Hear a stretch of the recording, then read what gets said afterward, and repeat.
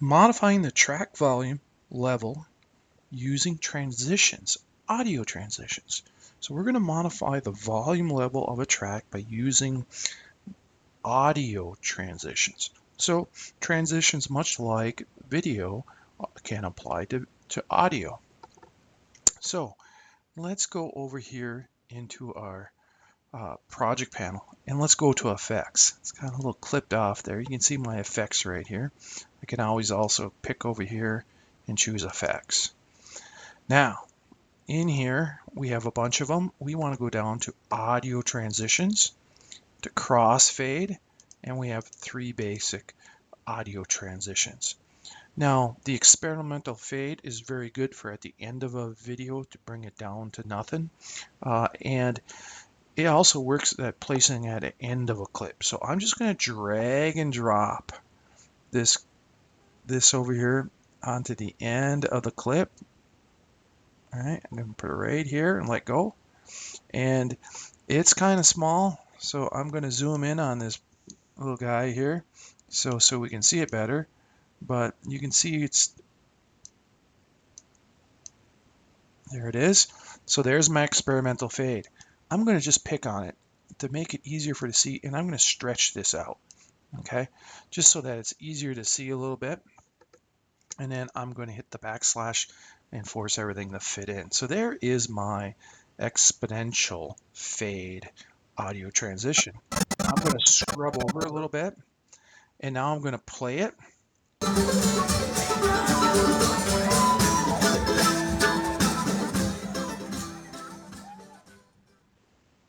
And you can see that audio transition faded down to nothing. All right, so it's a quick, easy way of putting in a audio transition. Now, to put it on the transitions, we need to have a break in the clip. So let's just cut this clip into 2. I'm going to come over and pick on my razor tool. I'm going to pick, say, right here in the middle where we can see. Now this clip has been cut into 2. Now what I want to do is I want to come over here. Before that, let's go ahead and let's just come into this, the left side of the clip. I'm going to go up near the top, and I'm going to just grab a hold of it, and I'm going to pull it down. All right, I'm going to do that again. Yeah, I'm going to grab in between the left and right channel, grab it down. Notice how it's dropping down by minus 36 decibels, and I'm going to let go. All right. Now, so I'm going to come over here, and I'm going to play this. It's very quiet because I dropped it by 36 decibels. And then when it gets to the second clip, it comes all the way up to full volume. So I took that whole clip and I lowered the volume on that by dragging in between the left and right channels, and I lowered it by 36.28 decibels.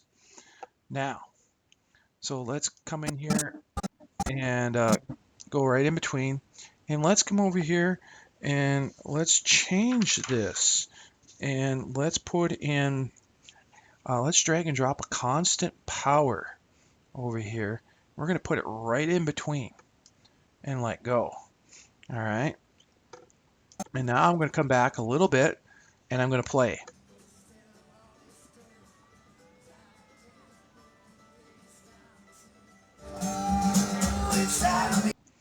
So we provide a little better transition between the one audio to the other audio, and so we are trying to transition our audio to a constant power. And so this, even though it's not very wide in the overall scheme of things, it's better than the abrupt change that you would get. It's kind of like the video. Instead of having abrupt change in the video, we don't have an abrupt change in the audio. So we can use these crossfade audio transitions in our editing of our audio to modify the track volume levels using these audio transitions.